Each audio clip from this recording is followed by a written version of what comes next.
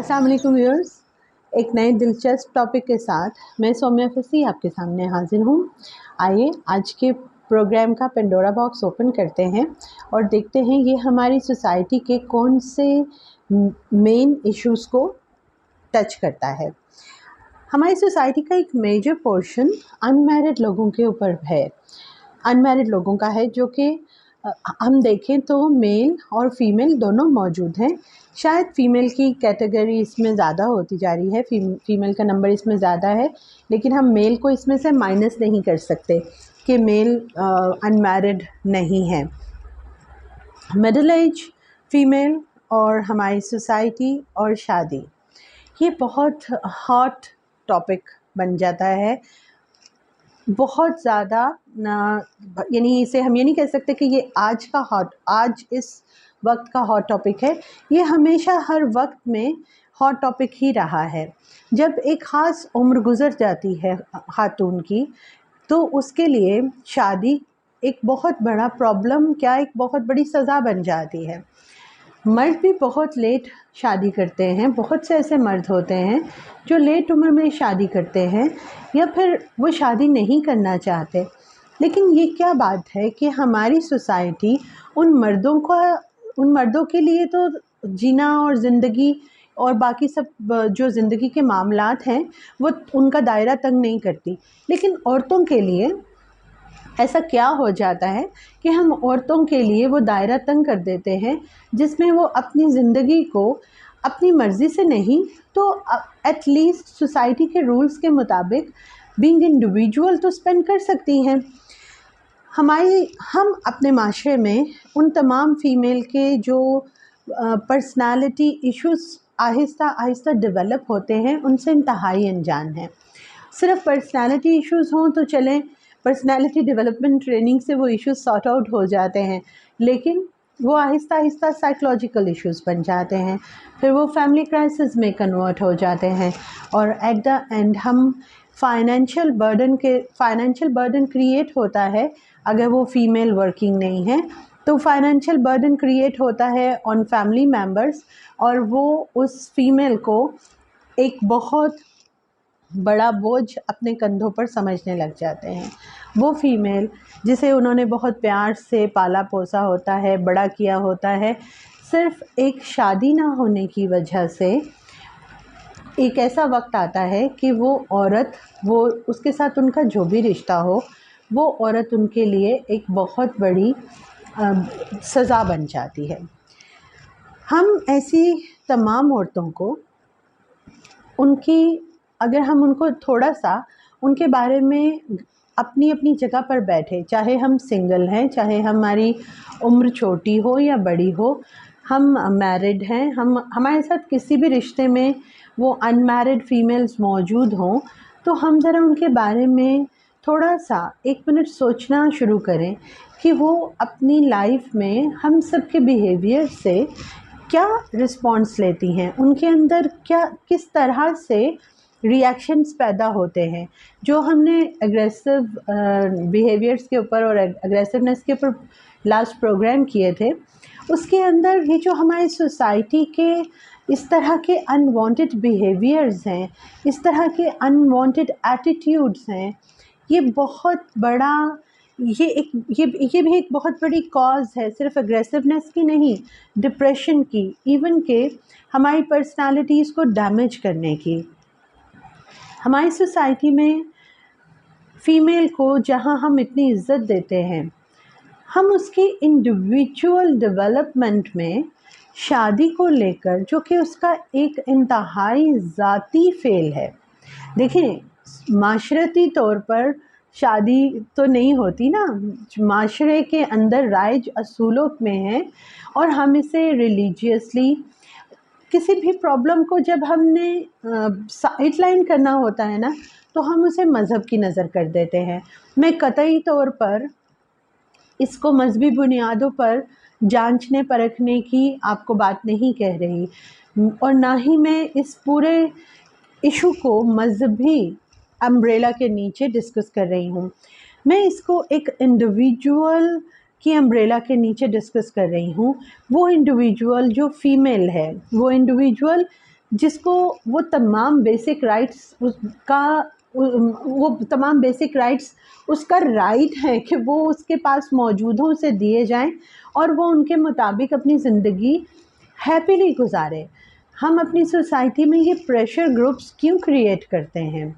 अगर शादी बहुत सी वजूहात हो सकती हैं, आप मुझे बताइए, क्या आपका कोई ऐसा पर्सनल मैटर हो, आपकी कोई पर्सनल प्रॉब्लम हो और आपसे मिडल ऑफ द पार्टी या फिर किसी ग्रुप के अंदर बैठे हुए या फिर आपके जॉब वर्किंग स्टेशन पर या फिर किसी ट्रैवलिंग के दौरान या आप कहीं भी किसी भी अपने फ्रेंड्स ग्रुप में बैठे हों और आपसे ये सवाल हो जाए आपके पर्सनल किसी बहुत पर्सनल चीज़ पर, तो आप क्या रिस्पॉन्स करेंगे?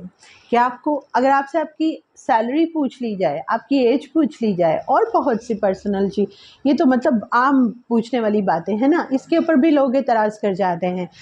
जब हम अपनी इन छोटी छोटी बातों पर इस कदर बुरा मान जाते हैं, तो मुझे ये थोड़ा-सा एतराज़ है हम सबके ऊपर। मैं आपको पॉइंट आउट नहीं कर रही, हम सबके ऊपर ये थोड़ा-सा एतराज़ है कि हम शादी जैसे एक इंतहाई ज़ाती मसले को पब्लिसाइज़ क्यों करना चाहते हैं और क्यों करते हैं और क्यों हम ऐसी फ़ीमेल्स को पॉइंट आउट करते हैं कि उन्होंने शादी क्यों नहीं की, उनकी शादी क्यों नहीं हुई, उसकी क्या वजह है?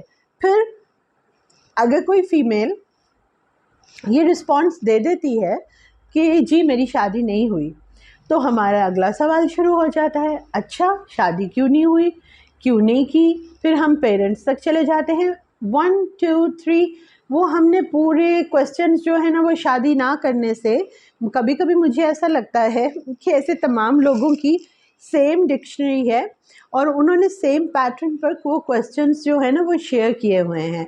आप कहीं भी चले जाओ दुनिया में, अगर आपके बच्चे नहीं हैं तो एक सवालों की पटारी शुरू हो जाती है, अगर आपके बच्चे हैं तो बेटा बेटी के ऊपर एक क्वेश्चन की लाइन शुरू हो जाती है, आप शादीशुदा हैं तो अलग इंक्वायरी शुरू हो जाती है और अगर आप शादीशुदा नहीं हैं तो इंक्वायरी का पूरा वो जिसे रजिस्टर कहते हैं ना वो खुल जाता है। और ऐसे में अगर पूछने वाली एक औरत ही हो, और ज़्यादातर ये सवाल औरतें ही करती हैं, मर्द को कोई ख़ास दिलचस्पी नहीं है इतने एक्सप्लोर करने में, लेकिन औरतों के पास एक पूरी की पूरी एक तो उनको रजिस्ट्रेशन हासिल है कि वो ये तमाम सवालात करें और उस वक्त वो कतई इस बात का जायज़ा भी नहीं लेती कि वो जो ये क्वेश्चंस कर रहे हैं तो जो दूसरी फ़ीमेल है जिससे वो पूछ रहे हैं वो कहाँ बैठी है, उसकी सिचुएशन क्या है।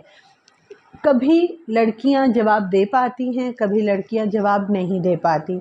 अगर लड़कियां जवाब दें तो मैंने ऐसी औरतों को कहते सुना है कि ये लड़कियां इतनी मुंहफट हैं इसीलिए इनकी शादी नहीं हुई। अगर लड़कियां जवाब ना दें तो औरतें कहती हैं ये बोलती नहीं है इसीलिए इसकी शादी नहीं हुई। यानी हमने हर हालत में ब्लेम गेम करनी है और नेक्स्ट पर्सन को इस बात के ऊपर गिल्टी करवाना है, गिल्टी फील करवानी है और उसके अंदर वो पूरा का पूरा नेगेटिव इमोशन डेवलप करना है कि यू आर रॉन्ग और तुम्हारी शादी तुम्हारी वजह से नहीं हुई। शादी होना, शादी ना होना, हम इसको बिल्कुल एक माशरती एक और स्टेट पे छोड़ देते हैं। ये एक फैमिली मैटर है, एक इंडिविजुअल मैटर है। बहुत सी वजूहात हो सकती हैं किसी की शादी लेट होने की, किसी की शादी ना होने की।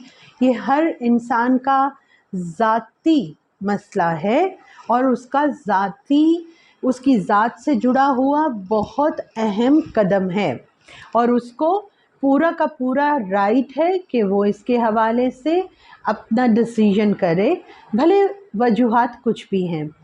मेरी आप सबसे एक दरख्वास्त है, अगर हम अपने माशरे में स्ट्रेस का लेवल कम करना चाहते हैं, अगर हम अपने माशरे में डिप्रेशन को कम करना चाहते हैं, हम अपने माशरे में कुछ तरक्की चाहते हैं, वो तरक्की सिर्फ़ इमारतें बन जाने से, इंडस्ट्रीज़ लग जाने से, कॉलेज यूनिवर्सिटीज़ लग जाने से नहीं होती। जो माशरे के अफराद ज़हनी तरक्की नहीं करते, वो कभी भी मज़बूत माशरा नहीं बना सकते। माशी तरक्की का इन्हिसार जहाँ माशरे के मज़दूर तबके पर, माशरे की बिज़नेस कम्युनिटी पर, उसकी वर्किंग कम्युनिटी पर है, तो वहीं पर जो आपकी इखलाकी तरक्की है, जो आपकी बुनियाद है आपकी नेशन की, वो आपकी इखलाकी ज़हनी तरक्की के ऊपर है, जो हमारे यहाँ इस वक्त बहुत ज़्यादा अंडर द लाइन है। क्यों? क्योंकि हम ethics of living, ethics of talking, ethics of sharing नहीं जानते। हमें पूरा हक है कि हम किसी की भी ज़ाती ज़िंदगी में भरपूर दखल अंदाज़ी करें, और हमें पूरा हक है कि हमारी ज़ाती ज़िंदगी में कोई दखल अंदाज़ी ना हो। अपनी अपनी लिमिट्स में रहते हुए दूसरों, जैसे आपको अपनी ज़ात, अपनी ईगो, अपनी पर्सनल चीज़, अपनी पर्सनल लिमिट्स पसंद हैं, दूसरों की भी इसी तरह से पर्सनल लाइफ है, पर्सनल लिमिट्स हैं, उनका ख़याल रखिए। ऐसे ही किसी भी जगह पर, किसी भी महफ़िल में, किसी के घर जाकर या फिर कहीं बैठे किसी को एक्सप्लोर मत कीजिए। इससे जो इंसान बहुत मजबूरियों का शिकार होते हैं, उनकी जो ज़हनी कोफ्त, बहुत से लोग अपने मामलात को दबाकर उनको उनके साथ डील करके, उनके साथ सीख कर, मुकाबला करके बड़े होते हैं। वो बहुत मुश्किल से वो लेवल गुज़ारते हैं जहाँ से कि वो बढ़कर आगे आते हैं। लेकिन हम बार बार इस तरह की क्वेश्चंस करके उनको ये एहसास दिलाते हैं कि आपने अपने साथ बहुत ज़्यादती कर ली और आप ही इस चीज़ के कसूरवार हैं। इस पूरी अमल से ऐसी तमाम ख़वातीन को, मर्दों को कितनी कोफ्त होती है? बहुत कम, लेकिन औरतों को बहुत ज़्यादा प्रॉब्लम्स पैदा हो जाते हैं। वो प्रॉब्लम्स साइकोलॉजिकल होते हैं बहुत ज़्यादा, और उन साइकोलॉजिकल प्रॉब्लम्स के जो इफ़ेक्ट क्रिएट होते हैं वो फिज़िकली क्रिएट होते हैं। मेरी आप सबसे एक रिक्वेस्ट है कि आप जब भी किसी महफ़िल में, किसी भी जगह पर ऐसी ख़वातीन से आपकी मुलाकात हो जाए, तो ऐसे तमाम सवालात से इज्तनाब कीजिए जो उनकी ज़हनी कोफ्त को बढ़ाएँ। ऐसे तमाम मामलात से जो साइकोलॉजिकल डिप्रेशन, स्ट्रेस क्रिएट होता है, जो फ़िज़िकल स्ट्रेस क्रिएट होता है, फ़िज़िकल डिजीज़ेज़ क्रिएट होती हैं, वो आप और मैं हैंडल नहीं कर सकते। बिलाखिर उन तमाम पैदा होने वाली बीमारियों को उन ख़वातीन को ही हैंडल करना है।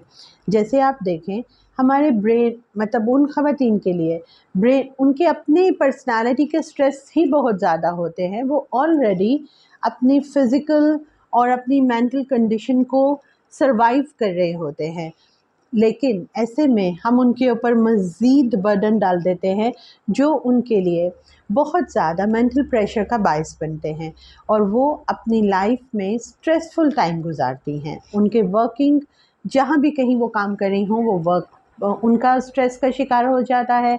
अगर वो घर में हैं, मतलब वो नॉन वर्किंग हैं, तो उनकी फैमिली में क्राइसिस स्टार्ट हो जाते हैं क्योंकि वो स्ट्रेस रहती हैं। कुछ लेट मैरिजेस होती हैं जो आफ्टर 30 होती हैं, लेकिन अगर तो आजकल तो 25 के बाद भी अगर शादी नहीं होती तो लोग कहते हैं लड़की की उम्र बड़ी हो गई है। लेकिन आफ्टर 30 अगर लड़की वर्किंग है और उसकी शादी नहीं हो रही, तो उसके स्ट्रेस बहुत ज़्यादा डिफरेंट है। चले, उसका वर्किंग ग्रुप होता है, उसकी लोनलीनेस हैंडल करने के लिए उसके फ्रेंड्स होते हैं, कॉलीग्स होते हैं, उसके पास काम होता है, फैमिली प्रेशर्स को वो फाइनेंशियली उसके साथ मिलजुल कर वो कुछ ना कुछ कर लेती है। फिर भी उसका पर्सनल स्ट्रेस, उसकी पर्सनल लोनलीनेस उसको तंग करती है। अगर आप इस चीज़ को जानना चाहते हैं कि उस खातून को स्ट्रेस होता है कि नहीं, वो शादी के ना होने से परेशान होती है कि नहीं, तो मैं आपको बता देती हूँ आज, ताकि आपको हमेशा ये सवाल का जवाब मिल जाए और आप उन औरतों से ना पूछें। मैं आपको इसका जवाब देती हूँ। जी हाँ, उनको परेशानी होती है, वो स्ट्रेस में जाती हैं, उनको वो लोनलीनेस, वो तन्हाई काटती है, उनको अपना लाइफ पार्टनर साथ ना होना काटता है। बराए मेहरबानी इस बात को याद रखिए और उनसे ये क्वेश्चन मत कीजिए। वो ख़वातीन जो घर में होती हैं, नॉन वर्किंग होती हैं और उनकी एज 30 प्लस हो जाती है और उनकी शादी नहीं होती, उनके लिए बहुत ज़्यादा स्ट्रेस होता है। वर्किंग ख़वातीन से ज़्यादा स्ट्रेस होता है क्योंकि उनको हर वक्त बहुत से महाज पर लड़ना होता है। हम बहुत बाखबर बेखबर हैं। हम जानते हैं कि इन सब को जज्बाती ज़हनी तौर पर बहुत तकलीफ़ होगी, लेकिन हम जानते बूझते अपने इर्द गिर्द ऐसे तमाम गैर शादीशुदा अफराद और ख़ुसूसन ख़वातीन को वो जज्बाती ज़हनी तकलीफ़ पहुँचाते हैं। मेरी सब प्रोग्राम देखने वालों से, वो जो कि शादीशुदा हैं या किसी भी ओल्ड एज में है, मिडिल एज में है, यंग एज में है, और वो अफराद, वो ख़वातीन जो कि गैर शादीशुदा हैं, आप सबसे एक कंबाइंड रिक्वेस्ट है कि हम एक दूसरे की इमोशनल स्टेट का ख़याल रखते हुए पर्सनल सर्कल्स में एंट्री ना करें, जो किसी दूसरे का ज़ाती दायरा है, जिसमें बहुत सी चीज़ें उसकी पर्सनल इन्फॉर्मेशन, पर्सनल लाइकिंग और पर्सनल डिसलाइकिंग से जुड़ी हुई हैं। हम उस पर उसका इख्तियार रहने दें, उसको बीइंग इंडिविजुअल इस सोसाइटी में लिव करने दें और उसको ज़्यादा से ज़्यादा कंफर्ट ज़ोन दें। तभी हम अपने माशरे में एक बहुत खूबसूरत, बहुत रिलैक्स और बहुत हेल्दी माइंड्स वाली जो नेशन है उसको डेवलप कर सकेंगे। उस नेशन में ख़वातीन हैं, मर्द हैं, वो सब मिलकर एक रिलैक्स, एक डेवलप्ड, एक माइंड ब्लोइंग नेशन को डेवलप करेंगे। अपना बहुत ख्याल रखें और इन तमाम पॉइंट्स के ऊपर सोचिएगा ज़रूर और कभी वक्त आए तो इस पर अमल ज़रूर कीजिएगा। बहुत सी दुआओं के साथ, अल्लाह हाफ़िज़।